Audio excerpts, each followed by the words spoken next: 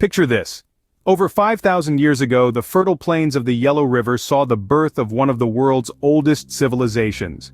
This cradle of ancient life, this wellspring of culture and knowledge, was the home of the Xia dynasty, the first prehistoric civilization in China. It was a time of profound transformation. The Xia people were not just tilling the soil and reaping the harvest, they were also sowing the seeds of a civilization that would blossom for millennia. They developed intricate writing systems, carving their thoughts and stories into turtle shells and animal bones. They mastered the art of bronze, crafting vessels and tools that would shape their world and ours. They established feudal states, laying the foundations for a kingdom that would endure through the ages. And so began the story of a kingdom that would stand the test of time. Fast forward to 221 BC, a pivotal year in Chinese history. This year marked a turning point as China was unified under the Qin dynasty. The leader, Qin Shi Huang, is remembered not only for his relentless conquests, but also for the monumental projects he undertook. Among these, the most iconic is the Great Wall of China, a breathtaking feat of ancient engineering designed to protect the empire from northern invaders. Under the Qin, a centralized bureaucracy was established, legal codes were standardized, and a uniform system of writing was implemented, solidifying the identity of a unified China. However, the iron-fisted rule of the Qin was short-lived, and by 206 BC, the dynasty had fallen, making way for the rise of the Han dynasty. The Han dynasty, spanning over 4 centuries, is often compared to the grandeur of the Roman Empire in the West. It was a time of significant advancements in art, literature, technology, and philosophy. The Silk Road, a critical trade route connecting the East and the West, opened during this period, leading to increased trade and cultural exchange. The Han era also witnessed the development of Confucianism, a philosophy that would deeply influence Chinese thought and culture for centuries to come. The teachings of Confucius emphasized ethics, family loyalty, respect for elders, and the pursuit of justice, shaping the moral fabric of Chinese society. Moreover, the Han dynasty was a time of great innovation. The invention of papermaking, for instance, revolutionized communication and record-keeping.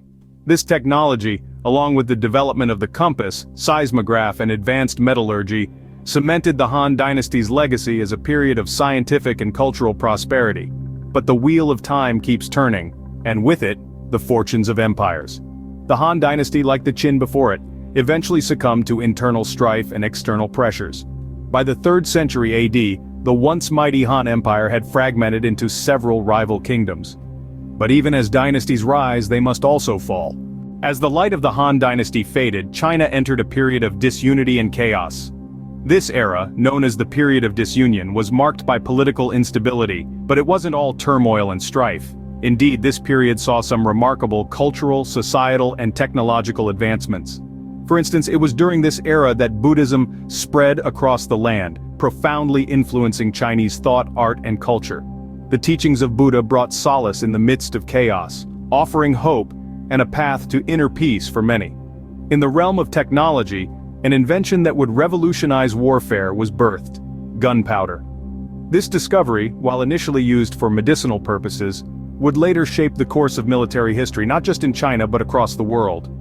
So, while the era of fragmentation was fraught with disorder, it was also a time of significant growth and innovation. Yet out of chaos, order would once again emerge. The flames of chaos gave way to a golden age, a time of great prosperity and cultural achievement. This golden age of China was marked by the reigns of the Tang and Song dynasties, together spanning nearly 6 centuries from the 7th to the 13th century. The Tang dynasty, known for its openness to foreign influences, was a vibrant era of cultural synthesis. Arts and culture flourished as poetry became a symbol of social status, and calligraphy an essential skill. The Tang dynasty also welcomed the spread of Buddhism, which greatly influenced Chinese literature, art, and philosophy. As we move into the Song dynasty, we find an era that was not just a continuation of the Tang's cultural richness, but also a time of significant technological advancements. It was during the Song dynasty that the world saw the first use of movable type printing and the magnetic compass, innovations that propelled China, and indeed the world, forward.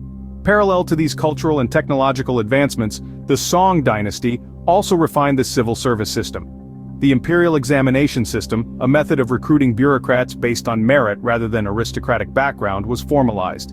This system played a crucial role in shaping China's intellectual, cultural and political life, promoting a level of social mobility unheard of in many parts of the world. Yet the Golden Age was not just about arts, culture and technology, it was also a time of great economic growth.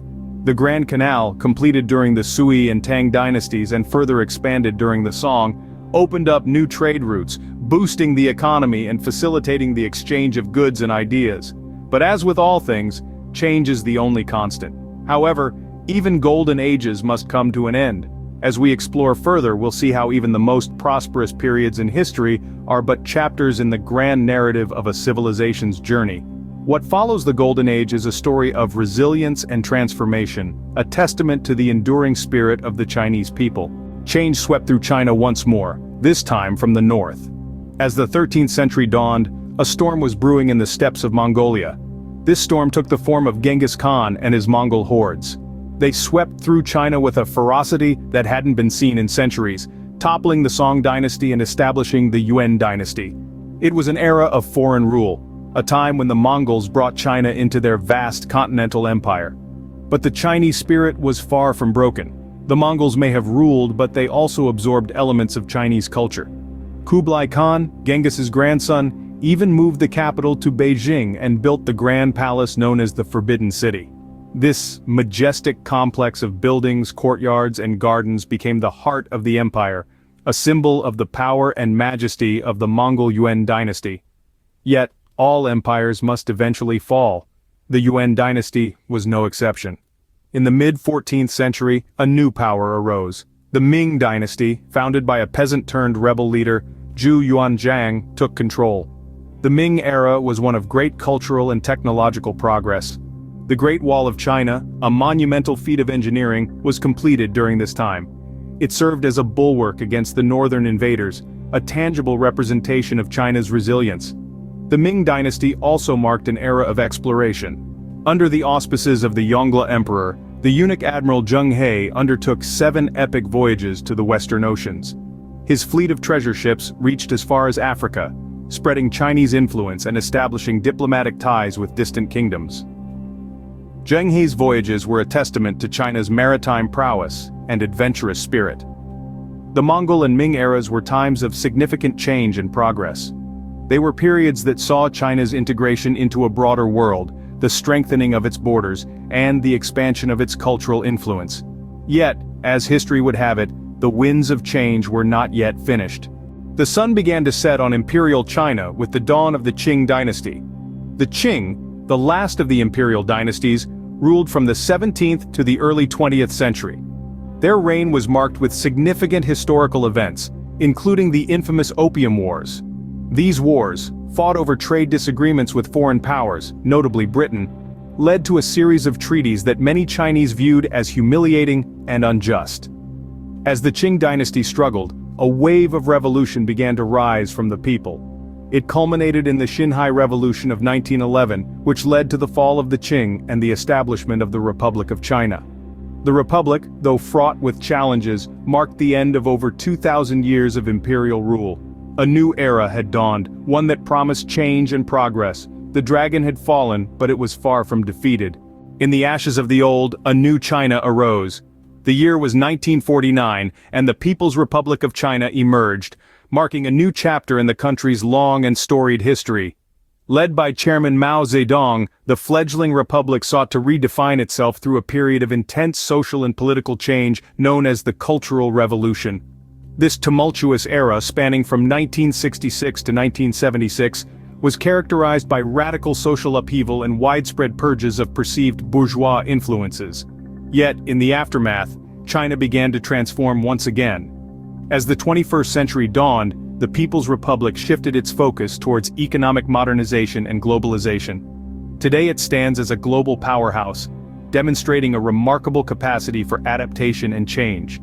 From the banks of the Yellow River to the global stage, the story of China is a testament to the resilience and enduring spirit of a civilization.